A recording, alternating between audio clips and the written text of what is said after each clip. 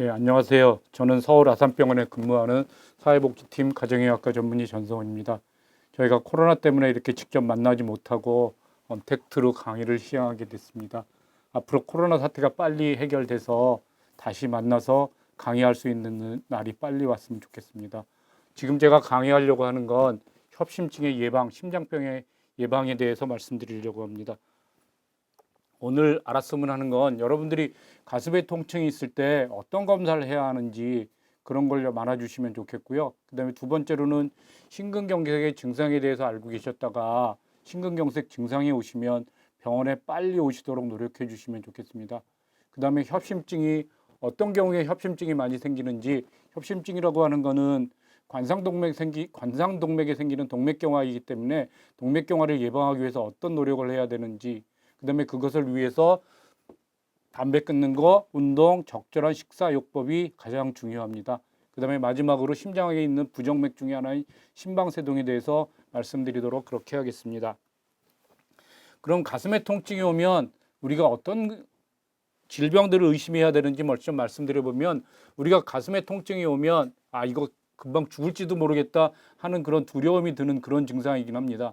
그래서 먼저 가슴에 통증이 오면 심장, 그다음에 식도나 위 이런 것들, 그다음에 그 외 폐 여러 가지 쪽에 생각해 봐야 되는데요. 먼저 협심증이라는 게 있고, 협심증을 우리가 뒤에서 자세히 말씀드리도록 그렇게 하고요. 심근경색은 지금까지 우리가 겪어보지 못한 가슴에 통증이 올 때 생각해 봐야 됩니다. 보통 30분 이상 지속되고, 그다음에 역류성 식도염이라고 하는 건 우리가 여기서부터 여기까지가 식도가 있는데 여기에 산이 역류하면 그때 오는 증상이 있는데요. 그게 가슴에 통증이 올 수 있는데, 그 가슴의 통증들이 이것뿐만 아니고 목소리가 쉰다거나 목이 아프다거나 하는 여러 가지가 있을 수도 있습니다.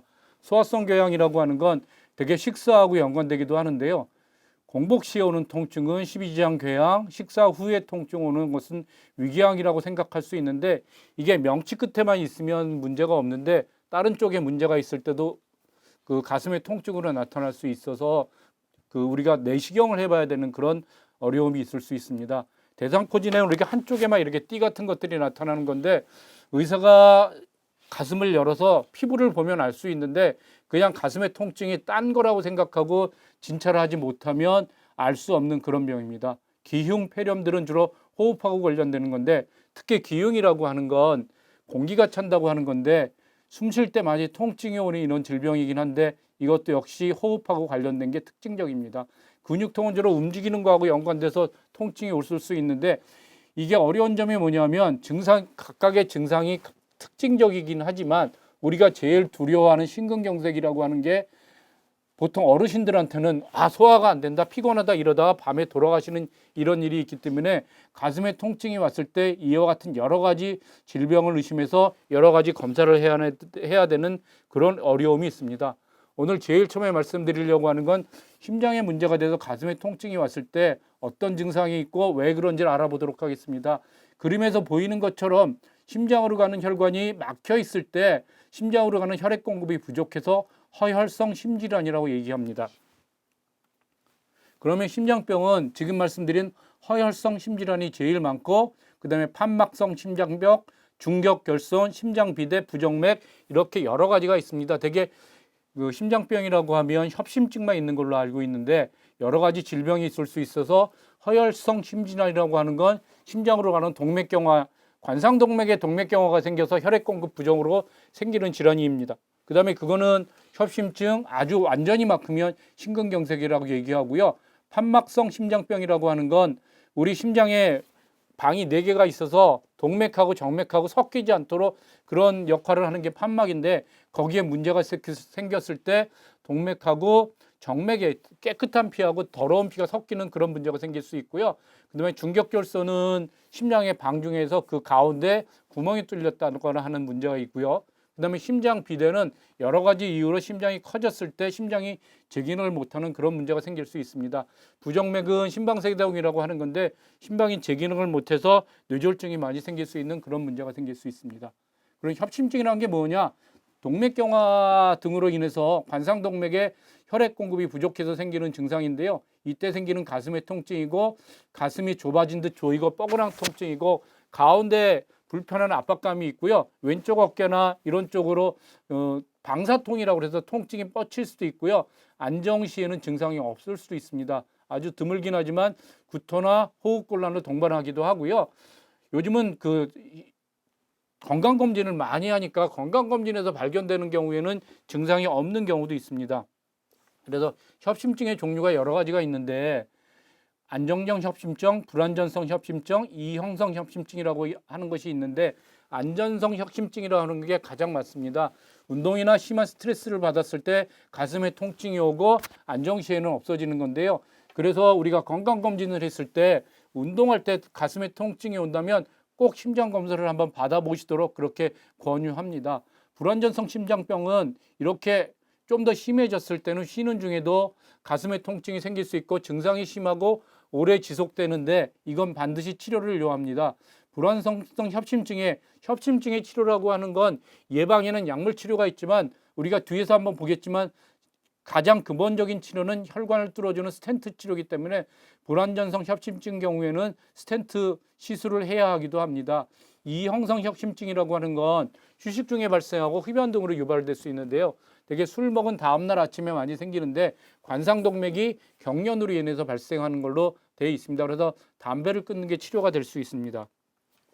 그다음에 협심증의 진단은 여러 가지를 해봐야 알 수 있는데 심전도만 하면 진단할 수 있다고 생각하시는 분들이 아주 많이 계십니다. 그래서 심전도 하나만 하면 심장 전체의 문제를 다 파악할 수 있을 거라고 생각하는데 심전도만 가지고는 이게 가장 심장의 기본적인 검사긴 하지만 협심증의 검사에서는 좀 부족한 면이 있습니다. 안정형 협심증인 경우에 안정 시에 심전도를 찍었을 때 심전도가 정상으로 나오기 때문에 안정된 상태에서 찍는 심전도가 정상이라고 해서 협심증이 아니라고 말씀드릴 수 없는 어려움이 있습니다.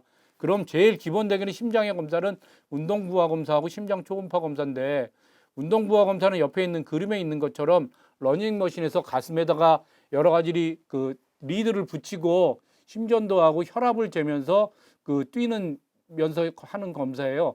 원리는 뭐냐면 협심증이 있을 때는 어느 정도 혈액 공급이 되기 때문에 안정 시에는 증상이 없다가 우리가 심장에 부담을 주게 되는데 심장에 부담을 주는 판단은 맥박수를 나이에 비해서 되게 올리게 됩니다. 60세 이상 되는 여러 어르신들 경우에는 되게 100회 내지 110회 이상 올리면 심장에 완전한 심장이 부담을 준다고 판단하는 거고 그렇게 심장을 부담을 줬을 때 가슴에 통증이 온다거나 아니면은 심전도에서 심장으로 가는 혈액 공급이 부족하다는 그런 사인이 왔을 때 협심증이 있다고 의심할 수 있습니다. 그래서 이 정도 검사는 해봐야 협심증이 있는지 없는지 알 수 있으니까 여러분들이 특히 운동할 때 가슴에 통증이 온다고 하면 운동 부하 검사가 기본적인 검사가 되겠습니다. 심장 초음파에서는 심장의 모양을 볼 수 있고 그다음에 심장의 한쪽 벽이 잘 움직이지 못한다거나 이런 것들을 파악해 볼 수 있고요. 그다음에 혈액 검사해야 될 것 같고 혈액 검사에서는 콜레스테롤이나 아니면 심장 효소를 봐서 그런 것들이 문제가 없는지 확인할 수 있고 흉부 방사선 사진에서는 폐에 문제가 없는지 볼 수 있습니다. 그다음에 밑에 있는 관상동맥 CT, 해경상 스캔, 관상동맥 조영술이라고 하는 건 조금 더 진행됐을 때 할 수 있는데 우리가 지금 협심증이라고 하는 게 관상동맥 동맥경화가 생겨서 혈관이 막혀서 생기는 질환이고 혈관이 좁아져서 생기는 질환이기 때문에 혈관 상태가 어떤지 파악하기 위해서 관상동맥 CT나 해경상 스캔 그다음에 하는 경우도 있고 안 하는 경우도 있지만 관상동맥이 어느 정도 막혔다고 생각했을 때 가장 정확하게 검사할 수 있는 게 관상동맥 조영술입니다. 그다음에 위내시경은 이런 것들이 정상으로 나오거나 아니면 가슴의 통증이 협심증하고 좀 양상이 다를 때 우리가 제일 많이 볼 수 있는 게 역류성 식도염 경우가 제일 많이 볼 수 있기 때문에 그런 거에 문제는 없는지 확인하기 위해서 위내시경 검사를 추가로 할 수도 있습니다.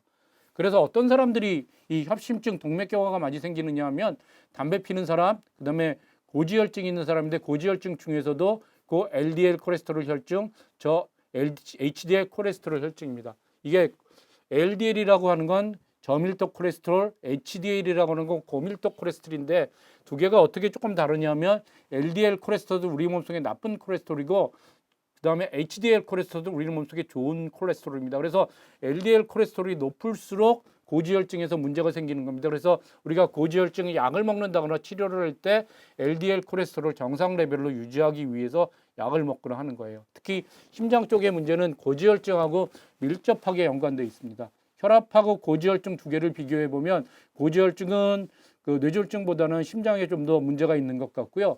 그다음에 고혈압은 그 뇌졸중하고 좀 더 문제가 있는 걸로 그렇게 생각돼서 동맥경화 협심증이 있을 때는 고지혈증을 철저하게 치료하는 게 중요하고, 당뇨병이 있는 사람, 고혈압이 있거나 아니면 고혈압 약을 먹는 사람들한테 많이 생기고요. 그다음에 남자에서는 55세 미만, 여자에서는 65세 이전에 그 관상동맥 질환이 있는 가정정이 있을 때 남자들한테 좀 더 많이 생기고요. 남자는 45세 이상에서, 여자는 폐경기가 지나는 55세 이상에서 협심증이 많이 생깁니다. 그다음에 비만이나 운동 부족 등으로 인해서도 협심증이 많이 생길 수 있습니다. 그럼 우리가 협심증의 예방을 위해서 뭘 해야 되느냐? 제일 먼저 강조하고 싶은 게 담배 끊는 걸 강조하고 싶습니다. 담배 생각하면 흔히들 폐암만 생각하는데 담배가 협심증하고 밀접한 연관이 있기 때문에 많은 사람들이 담배 때문에 협심증에 걸렸거나 아니면 관상동맥 질환이 있어서 심근경색 등으로 인해서 돌아가시는 경우를 많이 볼 수 있습니다.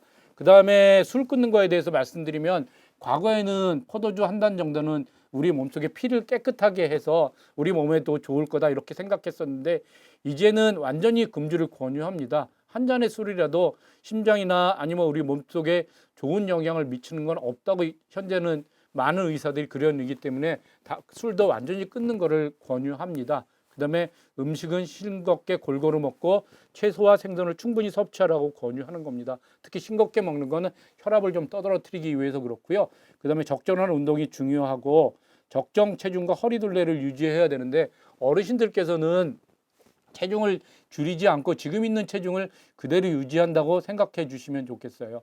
그 다음에 고혈압, 당뇨병, 고지혈증, 만약에 약물 치료를 해야 된다고 하면 꼭 약물 치료를 잘 하시도록 하시고요.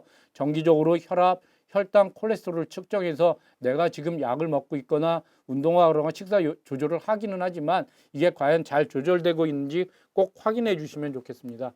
그 다음에 심근경색 증상을 알고 있다가 증상이 생기면 빨리 응급실로 내원해 주시면 좋겠습니다. 그래서 약물 치료는 우리가 보통 아스피린 같은 피를 맑게 하는 약, 그 다음에 속효성 혈관 확장제라고 하는 건 가슴에 통증이 있을 때 혀 밑에 넣거나 이렇게 뿌리는 것들인데, 그게 가슴에 통증이 있을 때 효과적이고요. 베타 차단제, 안시온테신 전화 효소 억제제, 칼슘 통로 억제제는 혈압약으로 쓰기도 하지만 이런 것들이 심장에 부담을 줄여줘서 협심증을 심장을 보호하는 효과가 있어서 협심증에 사용하기도 합니다. 고지혈증 치료가 굉장히 중요하고, 당뇨가 있은 분들이 당뇨를 철저하게 치료해 주셔야 합니다. 그러면 이건 약물 치료이지만 우리가 혈관이 완전히 막히거나 혈관이 대개 70%, 80% 막혔을 때는 가슴에 통증이 오거나 이게 그 심근경색 등으로 이어질 수 있어서 혈관을 뚫어줘야 되는데, 혈관을 뚫어주는 거는 어떻게 하는 게 지금 가장 일반적인가 하면 수술보다는 그 스타그니에 있는 혈관을 타고 들어가서 그게 가이드와이드가 그 막힌 혈관을 찾고, 그 다음에 막힌 혈관에서 그 풍선으로 혈관을 늘리고 난 다음에 그 혈관이 다시는 좁아지지 않도록 스텐트 시술을 하는 게 현재로서는 그 기준 치료법이 되어 있습니다. 그래서 여러분들이 그 관상동맥 질환이 협심증이 있을 때 약물 치료나 그 다음에 필요하면 이런 스텐트 시술을 해야 되니까 우리가 혈관의 상태가 지금 몇 %가 막혀 있는지, 어느 혈관이 어떻게 막혀 있는 건지 정확하게 진단하고 난 다음에 필요하면 스텐트 시술까지 하는 경우가 있을 수도 있습니다. 그래서 우리가 스텐트 시술에 관한 동영상을 하나 보시도록 하겠습니다. 우리 그 심장내과에 계시는 박덕우 교수님이 지금 현재 우리 병원에서 굉장히 시술을 많이 하고 계신데, 박덕우 선생님의 동영상을 하나 보시도록 그렇게 하겠습니다.